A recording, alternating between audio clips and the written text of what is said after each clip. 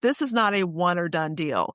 You don't position your brand and then put it out there and never touch it again or never contribute to it. It is a living, ongoing process.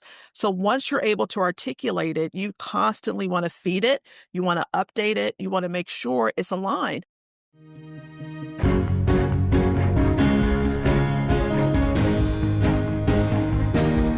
Hello, everyone. Welcome to the KTS Success Factor podcast for women, where we talk about challenges senior female leaders face in being happy and successful at work. I'm your host, Dr. Sarah E. Brown. My guest today is Dr. Carol Parker Walsh. She's an expert in transformative leadership and human development. She's an accomplished former attorney, senior leader, professor, and dean who has won multiple awards for her impact on people-centered leadership. As the CEO of Carol Parker Walsh Consulting Group, her firm specializes in elevating and retaining top talent through leadership development, executive coaching, and organizational renewal, and partners with organizations to increase engagement and productivity. She's a TEDx speaker, a sought-after keynote presenter, and she has won numerous awards. A master certified executive coach and ICF certified coach, Dr. Walsh received her BA in organizational communication from Loyola University, her JD from Chicago-Kent College of Law, and PhD from Fielding Graduate University. That's a lot of degrees. Welcome, Yes, they are. Carol. Thank you. Thank you very much for having me. I'm very curious about this. Tell me about your former career before you transitioned into doing this kind of coaching. Yeah. Well, as I mentioned, I started my career as a labor and employment attorney in Chicago and worked for national labor unions as labor counsel, and then transitioned into doing employment discrimination litigation for organizations. And I did that for 10 years before I realized that not that I wasn't well suited for it, but I didn't want to spend my life in an adversarial fight. And that's what law is. You're just constantly embroiled in a fight. And I used to love when I was able to do mediative work or help organizations come with solutions. So I transitioned in going inside of organizations, helping them not be sued and how could they function better and giving them the benefit of my perspective on maybe how they could position themselves in better ways for their employees. And whilst transitioning into that work, I decided to go back to school, which is why I got my doctorate in this work to really understand some of the theoretical underpinnings that would support my ability to do it. And also directed some graduate programs and things of that nature before I launched my own practice 10 years ago. Wow. So what kinds of clients come to you? Well, we get a lot of organizations that are struggling with engagement and performance and productivity within their groups, or there's some conflict issues or communication challenges. I get a lot of senior female leaders who want support in elevating their visibility, their executive presence, their leadership acumen, so they can be better leaders, whether they're emerging leaders moving up along the ranks or whether they just position themselves into the C-suite or executive levels and really want to be the best possible leader they can be. So those are the type of clients we get, either from an organizational perspective or an individual who want that ability to support and elevate their talent and ability. So when a senior woman leader, for example, comes to you, what's the biggest challenge she's facing at that point in time?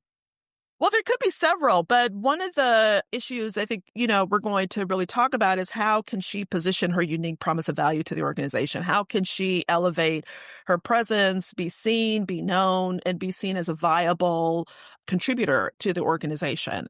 And usually it stems around wanting to either promote to a higher level or be better at what they do in their roles. And they're usually, as I said, senior executive or C-suite levels that are trying to really solidify their ability to be successful in that work.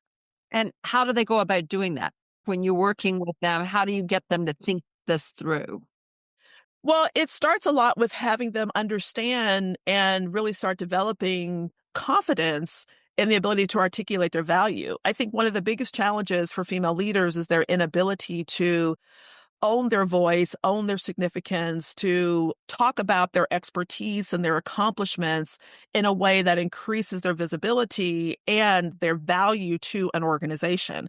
Statistically, women tend to undermine or underplay their expertise and accomplishments, or they wait for other people to acknowledge them or celebrate them.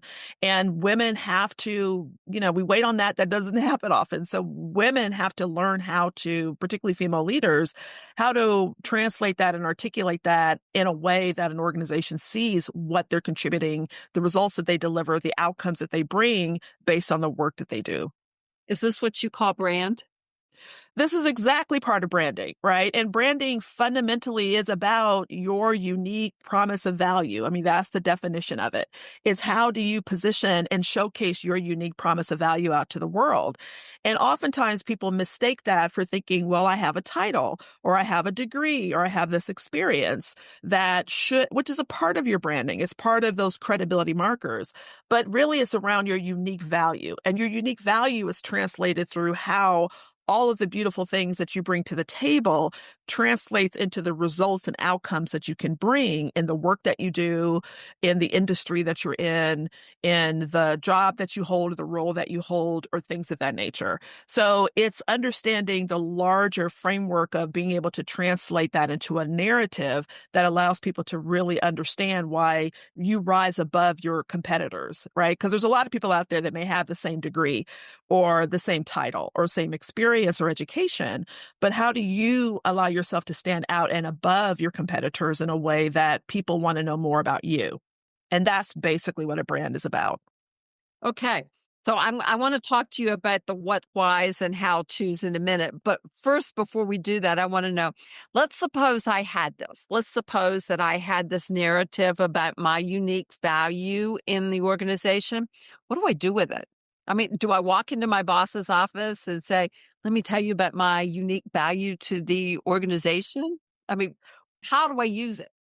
Yeah, there's a lot of ways to use it. You want to make sure that your digital footprint is representing that. And yes, you do want to periodically go into your boss's office and let them know I've done some great things. Whether every time you are able to accomplish something or do something, whether it's inside of the organization, or maybe you're a part of an outside organization, or you're doing work that can elevate the reputation of the organization because you're a part of it, you want to send a memo out to your boss to let them know. You want to send a memo out to key players within the organization to say, I'm so excited that I just had the opportunity to do XYZ, or I just want to celebrate. I want you to celebrate with me that we were able as a team to get this done. And because of the leadership that I was able to bring forth, we were able to accomplish XYZ. So communication is a key part of branding. It has to be visible. And the only way to be visible is to communicate it. But also, one of the things that people underutilize is LinkedIn. I believe that LinkedIn, that every leader should think of LinkedIn as their personal website. And a lot of times what people do is they have substandard profiles that regurgitate their resume.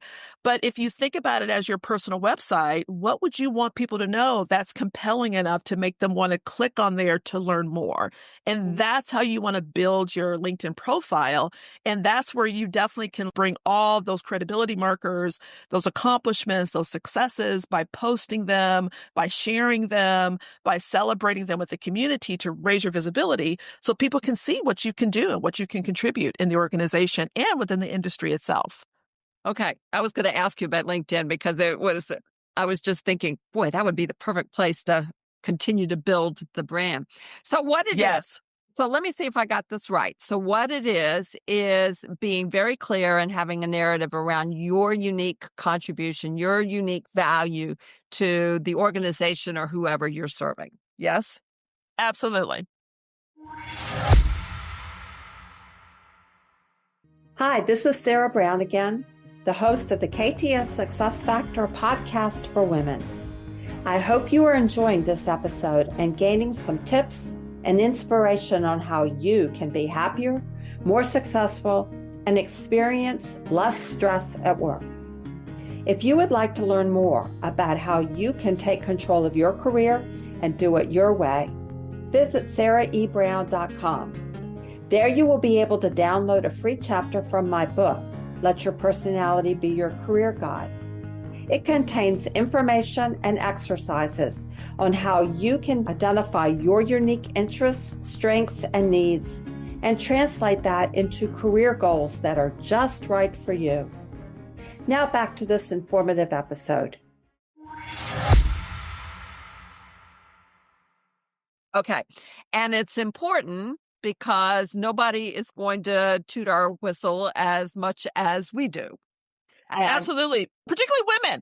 Women are known statistically for not doing that. We undervalue ourselves, whether it's in a salary negotiation or whether it's presenting our accomplishments or owning our voice and significance or taking credit for the work that we've been accomplished with. We statistically don't do it, and that makes us miss out on opportunities. And that's why for women, I particularly am more emboldened about this work with them because of that statistic that keeps us from doing it. So 100%. Yeah. Okay. So the why is really about being able to take advantage of opportunities, but it's also about getting credibility for an opinion or an idea that we've got. Absolutely. Yep. Absolutely. And it creates opportunity. So if you're trying, you'll get tapped on the shoulder for things because people can see, oh, you're good at this, or you've accomplished that, or you have experience in this. People don't know that unless you tell them that. We're in a very highly competitive landscape. There is so much information coming at people nonstop, day in and out. There's so much information. There's so many things. So we have to find a way to stand above the fray. And this is the way to do it. Okay. So how do you go about doing it? Well, I tell you one simple thing to do as a starting place. If you have not done your brand, I always tell people you have a brand. It's just whether or not you've articulated it yourself or not. Has it been curated by you or just, people are making assumptions about you. So one of the easiest first steps you can do is ask 3 to 5 people that you respect and value this question. What 3 words come to mind when you think of me professionally? If you start there, because the first step is assessing where your brand is positioned.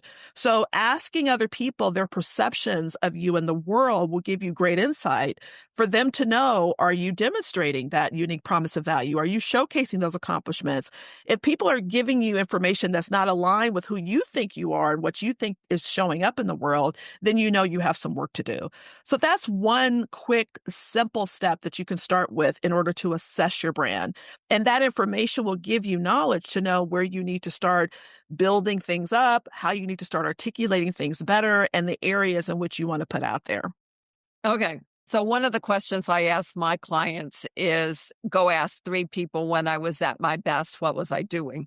So it's similar kind of question, but I like the idea of capsulizing that into 3 words. Okay. Yes. Because you want to think about your brand in those terms. Like if you had to articulate what your brand is in the world, what would be the 3 or 5 things you would say they are? And if they don't match what people are giving back to you, then you know you're not aligned in your brand and you need to do some work around that. And what do you do if you're not aligned? That was going to be my next question. Yeah, well, once you get that data, that information from other people, go through, and actually I have an assessment that you can kind of go through and ask yourself some questions to really articulate where are the areas that there are holes in that. Then you want to begin to think about what is the unique brand of value that I bring to the table. Look at all your education and experience. Look at all your background. Look at all the things that you've accomplished and be able to inform that into a story or a narrative that speaks to I'm a person who is able to impact organizations through XYZ.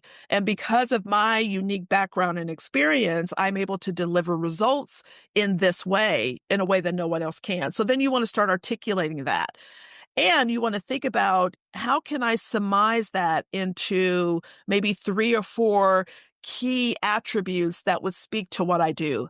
And you can also use, let me just say this too, you can also use if you've taken assessments, if you've taken strengths finders or Enneagram or any of those type of things, if there's some words in there, phrases that really align to to who you are and what you want to present in the world, you can borrow from that information to help articulate the story and articulate your brand.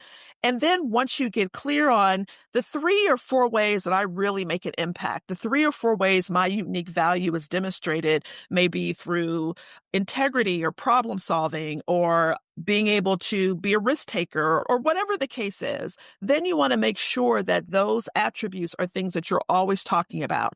That the reason I was able to make this happen is because I have this combination of this unique ability to see things in a way that allows me to get things accomplished.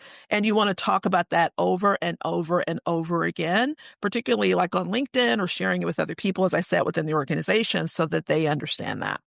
Mm-hmm. Mm-hmm. So it would appear to me that this is great advice for individuals, but could you do this in a team context as well? Absolutely. And I do this work a lot with teams, small groups, departments, small nonprofits. We do a lot on helping them identify their brand. Who are they and what do they deliver uniquely to the organization or to their constituencies, to their stakeholders, to their customers, so that people can see the value that they bring and want more of that. They understand that what they're doing isn't just run-of-the-mill work, but it's something that's elevated to a higher level. The beautiful thing about doing that when you do team branding is that the individuals on the team feel more valued when the work that they're doing, they feel more aligned to the organizational mission, and they're more engaged and excited about what they contribute because they know they're part of something greater than just showing up to work and punching a clock. So team branding can be a very valuable process that you go through to really align and elevate engagement or productivity within your team. Mm-hmm. Mm-hmm. That makes sense. So if I am a female leader listening to this and I really want to understand the essence of branding, what question am I saying, Sarah, why don't you ask this question?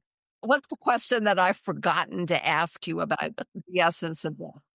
Yeah, that's really a great question. I think a key question to ask is, how is my brand articulated?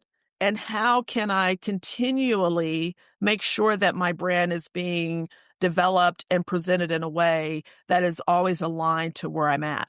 And this is an aspect of reputation management, which is so important because this is not a one or done deal.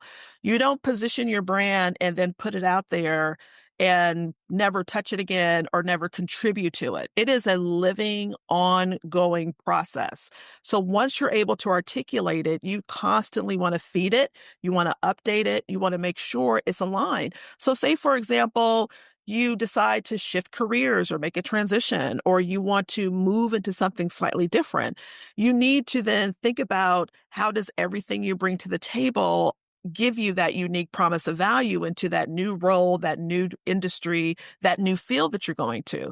So it's an ongoing process. You always want to be elevating it. You want to stay relevant. You want to stay current.